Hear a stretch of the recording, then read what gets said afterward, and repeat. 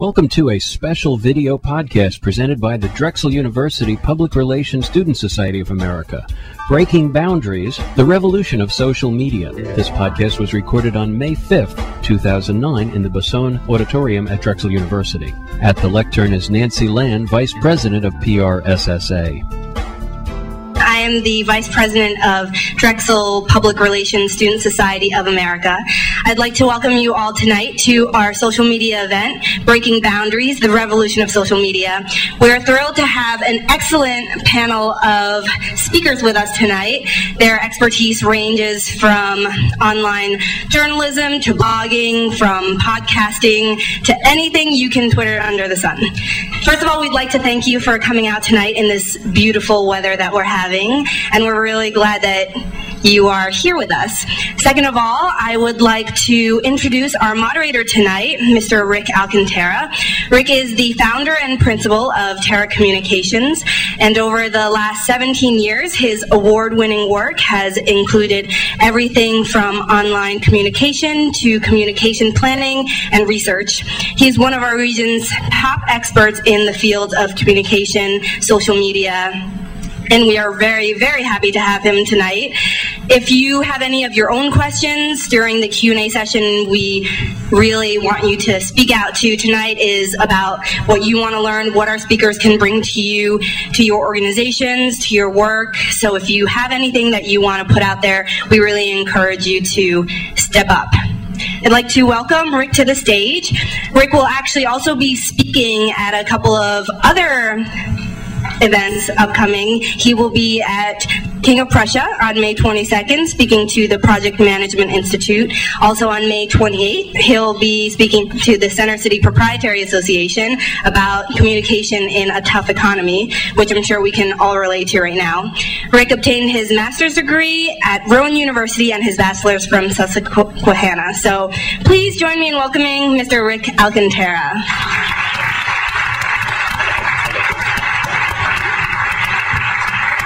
All right, thank you. I want to welcome everybody to Breaking Boundaries, the Revolution of Social Media.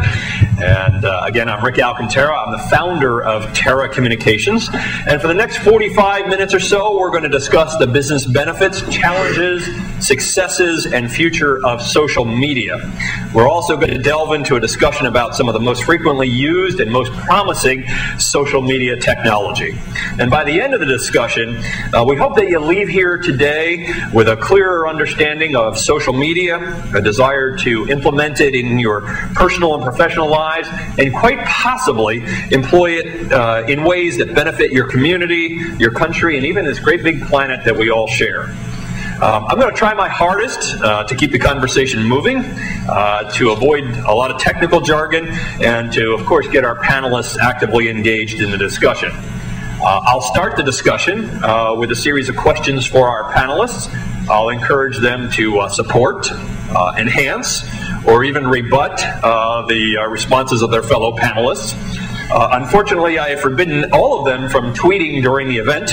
Of course, you are allowed to do that throughout the event. After about 30 minutes or so, we're going to turn the questions over to you, the audience. I'll ask you to keep your questions short and very tailored to the business side of social media.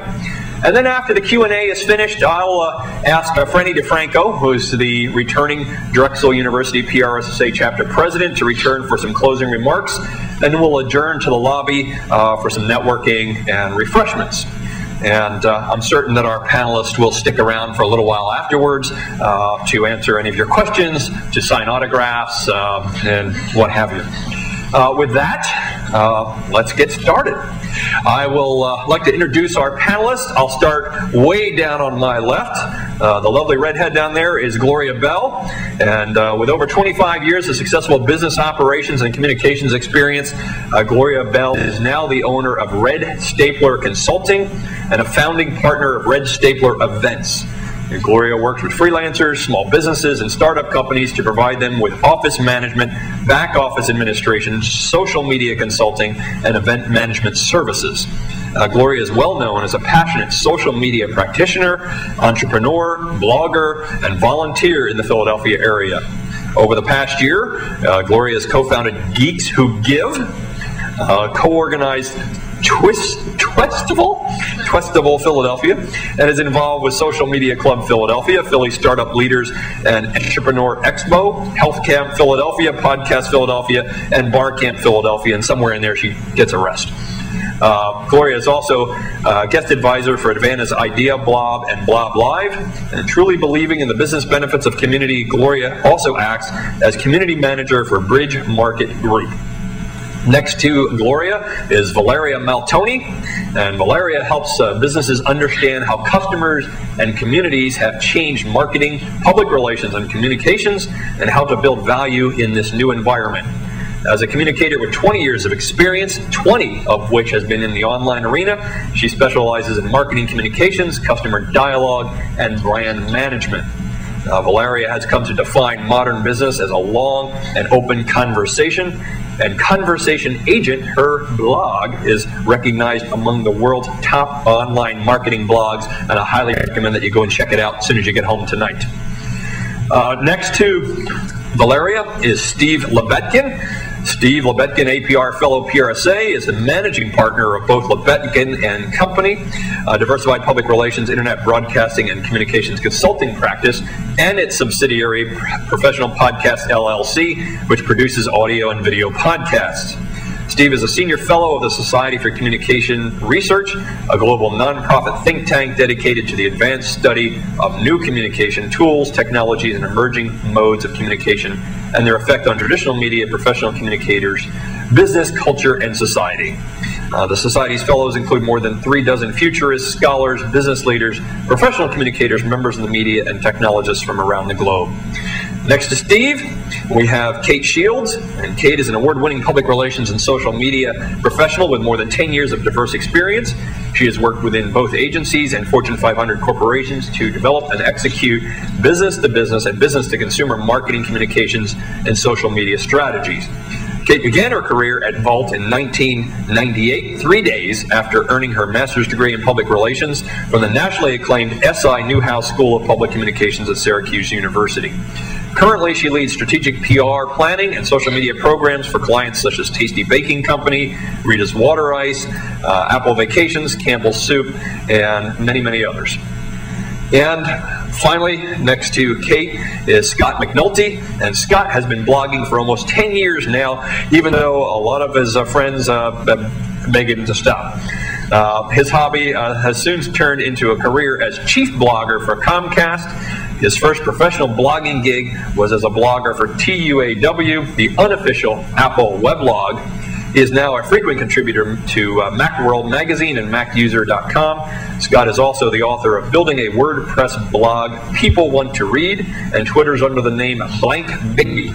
He also runs a personal blog at blankbaby.com. And that is our panels. And with that, I want to just give you, real briefly, a couple of definitions I have found for social media. The first one is, of course, from Wikipedia, and this says social media are primarily internet-based tools for sharing and discussing information among human beings. Another says online technologies and practices that people use to share opinions, insights, experiences, and perspectives with each other.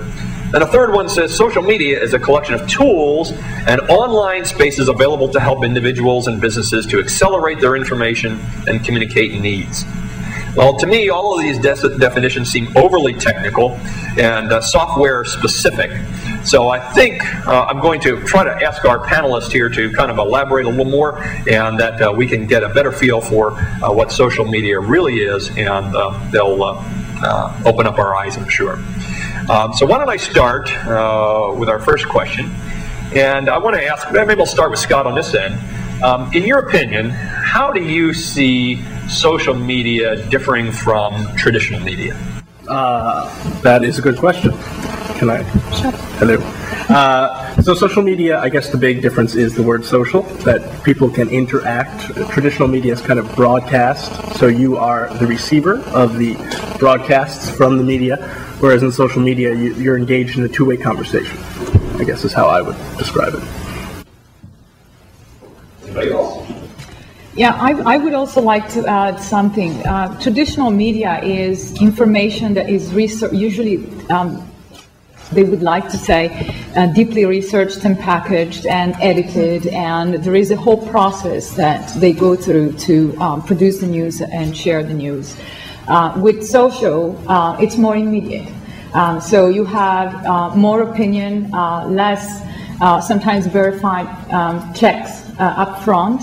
The way that's corrected is crowdsourcing. So there's a lot more people in the conversation if a topic is interesting, and so there are more people who can provide corrections or more information. But you know, I would also like to point out that you know, traditional media is a still important component of our news life and news cycle and our society. Yeah, and in addition, I think probably one of the most important differences between traditional media and social media is that social media is very personal and consumer driven. The content is put out there by you. It's not put out there by the ad agencies. It's not put out there by the journalists. And because of that, you're generally going to get a lot more opinion. You're going to get a lot more personal viewpoints. And I think that's probably one of the biggest differences. I would just like to add something. Actually, it's not mine, so I will first say that. But for those of you, and I know everyone at this table has probably met him and follows him avidly, but there is a man who's at the forefront of social media that in the public relations community we follow a lot, named Peter Shankman. Many of you as students may know who he is. He's the founder of Help a Reporter Out. And I saw him speak about a year and a half ago, and one of the things he said that I thought was the best definition that I've heard so far, and it's quite simplistic. He said, I'm so sick of everyone talking about social media being something when truthfully social media is life. And he made a really great corollary between yin and yang. You always see the crawl, and it'll tell you what the Dow Jones Industrial Average is, and it'll tell you what the side stories are off of the big story. So you're watching swine flu on the major story, but then you're seeing what the Dow Jones is, and then you're seeing, you know, that Dom DeLuise died, and then you're seeing something else. And he said that he predicted that, you know, one day our crawl will be the status update, that we'll be watching television, and not only will we get our news headlines from the traditional media, but we will be getting our Twitter updates and our Facebook status updates in a crawl, that it helps us connect to each other, and that really, truthfully, that is what life is all about, a better, faster way to communicate with each other. So I just thought that, although it's not mine, and I wish it was, it's a really good way to differentiate the two, and you know, not be so intimidated by this big term, social media. I'll throw the first hand grenade of the evening and suggest that it's just a channel, people. I've gotten really bored lately with a lot of social media about social media. You know, people blogging about blogging, and people podcasting about podcasting, and social media interviews with social media gurus. There will come a day, and I hope the time is not too far in the future, when it's not news that Oprah Winfrey is Twittering. You know, it's like saying Oprah Winfrey used the phone yesterday. Right. It's just a way of communicating. It's a different venue. There are different rules to it. There are different social constructs. But it's just a channel, and we pick the appropriate channels for the particular communication we want to deliver. Well, we've seen a lot of different things going on recently with Twitter, for example, with the Adam Kutcher thing and competing for, you know, how many followers can we get? So I guess the real question is social media about branding? Is it about developing relationships? Or is it just a popularity contest? What do you guys think? It's about relationships. It's about communication. It's about conversations. It's about connecting with one another through the tools that we have available.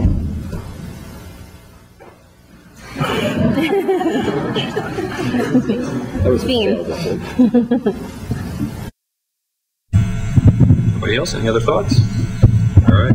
But what would you say to somebody if they said, "Well, look, I just don't have time for social media"? I hear it all the time from my clients.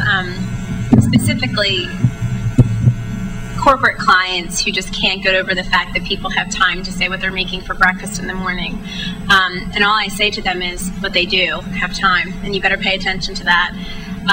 People have plenty of time, and I think that I don't know how you all feel in your daily lives, but I find that Facebook is replacing phone conversations. It's replacing. So it's not so much that it's taking, I mean, sometimes Facebook can take additional time. It's a bit of a time suck, but sometimes it does replace times you would have spent on the phone or times you would have spent on an email. Tweet ups. I mean, instead of, calling everyone and emailing everyone and inviting everyone, there's a Twitter update that goes out and we're doing a tweet up, we're meeting up. So I think a lot of times there's time replacement. I think that every CEO that we've met that wants to do social media is not sure why and always asks, who has time to Twitter? Who has time for Facebook? But the truth is, you just show them the statistics. You look at the top 20 sites right now in the United States of America, and about 15 of the top 20 are social media websites. Facebook's number 3 now, YouTube is number 4, MySpace is number 5. And one of our clients is Apple Vacations. And if you look at all the travel sites out there, so the Expedias, the Orbits, the Travelocities of the world, the number 1 travel site is TripAdvisor. It's a user-based forum where people help each other plan trips. If that's not telling you that social media is here to stay and that it's about relationships, like Gloria said, then nothing else will. It's not going anywhere. Not going anywhere. So make time. I would like to add something to that. There's a little bit of a secret about me. I worked in corporate America for 20 years. I still do. So in my spare time, I've developed and led a fast company social network in Philadelphia, starting in early 2000. I started my blog about 3 years ago, and I'm on Twitter a lot. I use FriendFeed. I've used LinkedIn. No, I'm not on all the social networks, but I believe that if you're in marketing communications today and you don't understand how these channels open up conversations, how people prefer to engage with topics and with their friends and pass on information, digest content, then you're not going to be in business and you're not going to be in marketing. So if you have a business, whatever the size, a corporation or a small business or a mid-sized business, you need to find the time to test for yourself, how's the stuff working out? How's my personality gravitating towards this set of tools, that set of tools? Where are my customers? Are they talking about stuff that I should be learning about to serve them better? What kind of content would they prefer to receive from me? I think we are far away from the days when brochures were fabricated in the back room or with the agency, although many companies, not for lack of trying, are still doing that. I think the brochure becomes a living document where there is an exchange of value and content between customers and the organization. And the organization needs to adjust the way it talks about what it does, depending on what the audience receives or perceives to be valuable to them. I think what Valeria and Kate have said is absolutely true. And for those of you who are studying public relations and expect to go into public relations as a career, we talk constantly about having the, pardon the air quotes, seat at the management table, right? How many of you have heard that expression? A few. In order to be a counselor at the management table, we have to be able to answer the questions when the CEO or the CFO or anyone in the C-suite asks, how do I use this? How do I deal with it? How do I respond to it? Just like in the 60s and 70s, as consumer and political activism became an issue for companies, and they had to deal with people protesting or picketing at their plants. We now have these conversations. We have conversations going on without the company even knowing that the conversation is taking place. How many of you have heard of yours is a very, very bad hotel? If you go back home tonight and Google that, you'll find a PowerPoint deck. Two guys were traveling to Texas, and they arrived at a hotel very, very late at night, in fact, in the middle of the night, like 2 in the morning, and there wasn't a room for them, even though they had a guaranteed reservation. This happened before the days of blogs and podcasts and Facebook and Twitter. They created this PowerPoint and posted it on the web, and it's just like a corporate presentation, except it's about how bad the hotel is. And the company that owned that hotel actually had to change the brand of the hotel, because once that PowerPoint got out, the reservations fell into the toilet. So not knowing how to respond to any of these types of communications is going to be costly. Now, for our panel, we've got a lot of folks in the audience here who work for small companies. They don't have a social media department. They may not even have a communications department. They don't have the operation size of a Comcast. So, where do they find the time? And where do you start? How do you not get sucked into the black hole of social media and still make it beneficial for your organization? Well, I was actually having a conversation much like this at Comcast, because I'm the new blogger there, and everyone's like, I'm trying to get people to write for the blog, and they're like, well, I don't have time to do it, I'm so busy. And I made the point that when email was first introduced, people were like, well, I don't have time for email, who's going to use email? I have the phone, I'll just call and I'll mimeograph something, and it'll be fine. So I think you just have to make time in your day for these different kinds of social media things, because this is the way people are now communicating, especially the young people are out there using the internet to communicate. And if you want to connect with them, you kind of have to know. And as Steve said, people are having conversations about your company.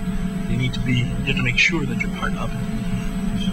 Exactly. This is something that I've worked with a lot of small businesses. I run into this a lot. I'm trying to do everything else to run my business. I don't have time to be out there and be on Facebook to really. And what I point out to them is there are people out there having conversations about you and your industry, whether you're a part of it or not. And isn't it a lot better to know what they're saying, to be a part of that conversation, so that you can guide your efforts based on what people are saying about you? Like the hotel that got really bad reviews. It's better to know what's out there and to be able to be a part of it and to be able to respond to it appropriately than it is to leave the conversation out there about you. So let's assume I find something bad about my business. What do I do? Do I fight back? Do I ignore it? So what do I do? Domino's found out what happens when you ignore it. You don't ignore it. You do have to find a way to respond. And it's going to depend on what it is you said and how strongly it's said and the form it's said in and what the response is. But you do need to have the backup plans in place on some way, even if it's just an apology or an acknowledgement. Apologies and acknowledgements go a long way with you. Sometimes, though, it's you have to be careful that you don't overreact too quickly. How many of you heard about the Motrin moms situation? How many of you think that it was appropriate for Johnson & Johnson to pull the ad immediately without having a dialogue? How many of you think they should have had some kind of a conversation with? Does everybody know? Is there anybody who doesn't know? Okay. Yeah. Okay. I had a feeling. Basically, Motrin, which is made by Johnson & Johnson, came up with an online ad campaign. There's apparently a satisfying to carry their babies around all day in a sling. It's called baby carrying, and apparently they just do everything with the babies in a sling. And Motrin thought, that's a great thing, but at the end of the day, your back probably hurts, and this is an opportunity for us to sell some Motrin. And they created a commercial, and from what I understand, they did get a focus group to look at it, and they liked it. They didn't object to it, but it was a slow news weekend, and a bunch of,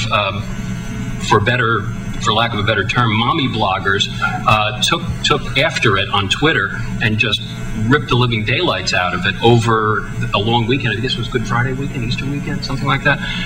And by Sunday, they had pulled the ad and apologized. And there were some people who thought that maybe that was premature. They should have used it as an opportunity to engage the small group of people who were upset with it and say, what is it that you're upset with? But, it cost them. And it became a bigger story in traditional media once they pulled the ad. Sure. Because of the reaction it caused. The other point that I would like to drive across is don't wait until you have a problem to be out there. So the great advantage that organizations and individuals, consultants who are active in the community is that, like in any networking situation, they make friends. And so when something happens, your friends may let you know, or, in Dell's case, for example, Dell was thrashed. They started, talking to people.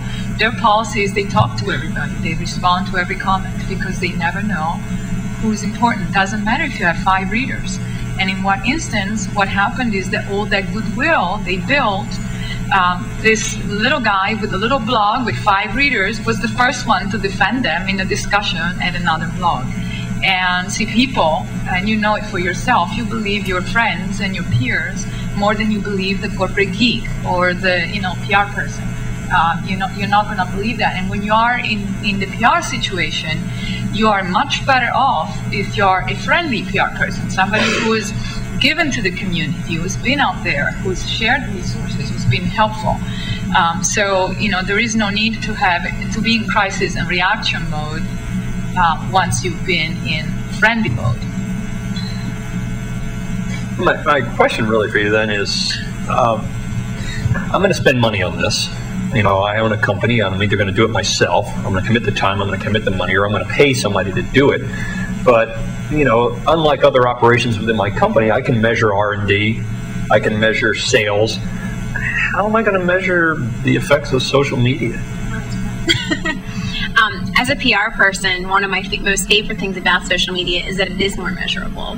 And for those of you who are studying PR, I should tell you now, if you don't know, that one of the biggest challenges that we have, and Steve mentioned in terms of getting a seat at the management table, is we've always had a really hard time quantifying traditional media beyond how many impressions a newspaper has, or the dreaded pass-along rate. If there's a magazine in a hair salon, then 12 people read that article. We've always had a really hard time justifying whether or not our work lifts sales, particularly when it's combined with something else. So for instance, at Campbell Soup, if you're running a coupon for Chunky Soup and you're running an advertisement for Chunky Soup and there's a newspaper article about Chunky Soup and you see a lift the next week, how do you draw out what is affecting the sales? So we've always, as a profession, really struggled. We have tools, but I think we've struggled as a profession on how to measure ourselves and connect ourselves to the bottom line. And what I'm really loving about social media is that it's more measurable in terms of even something as simple as web traffic. A lot of our clients are able to see on their back end of their websites, on Google Analytics, they can see, okay, this percentage of our traffic is coming from Twitter, this percent of our traffic is coming from Facebook, this percentage of our traffic is coming from YouTube.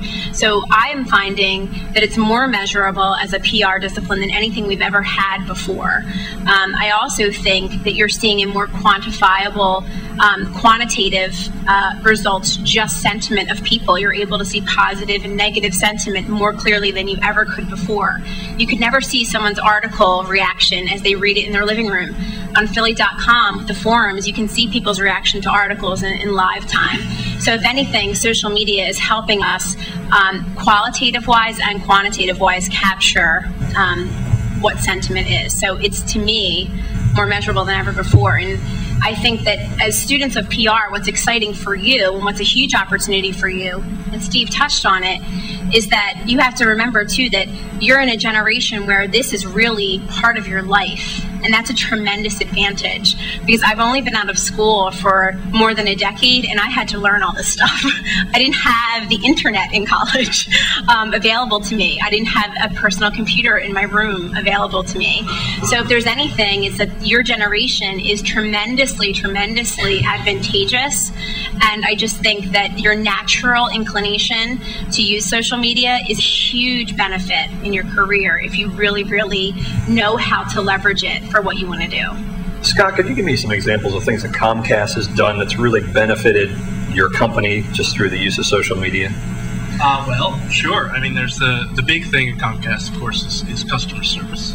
And so we have a team who's under the auspices of customer service, led by a man called Frank Eliason, who's on Twitter. Comcast Cares on Twitter. And there are, I think, 11 or 12 other people that work for him. And what they do is they go out onto Twitter and Facebook and forums and stuff and observe conversations about Comcast. And this may shock you, but there are people on the internet who are unhappy with Comcast. I'm shocked. I know.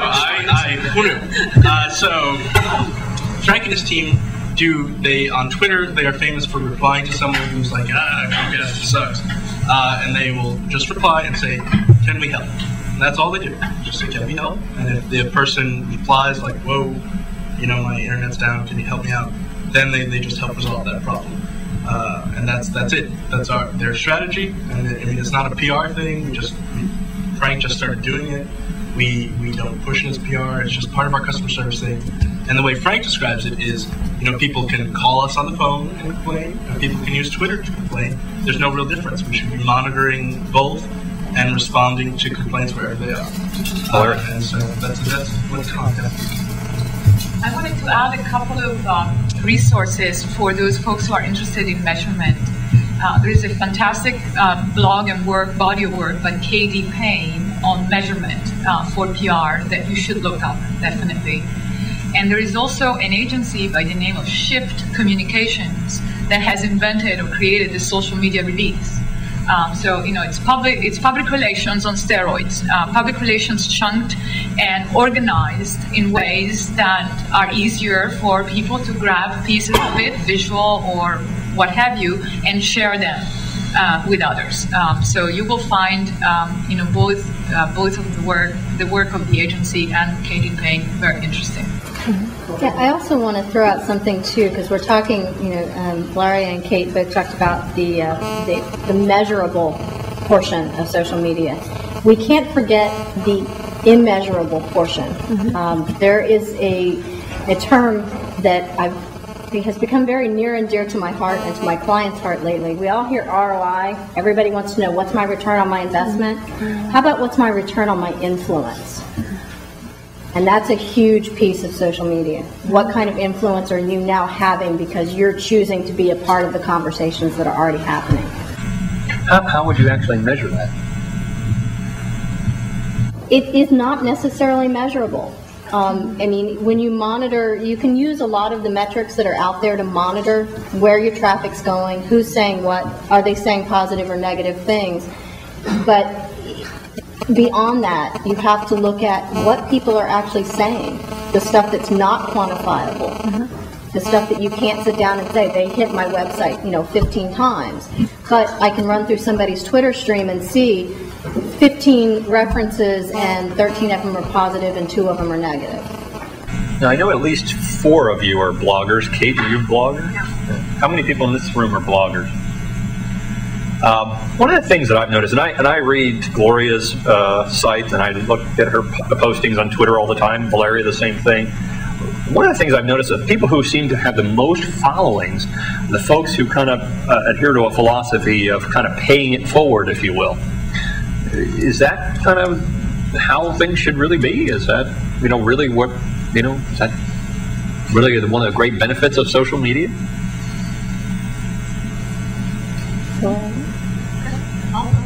You're the blogger.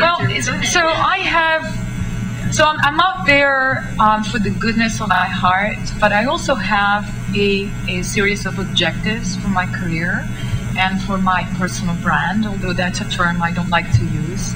And I have an integrated marketing communications strategy to achieve those goals, to meet the people that I want to meet. And now part of that strategy, because part of my, the person I am, I'm a connector. I know lots and lots of people. I also have lots and lots of ideas.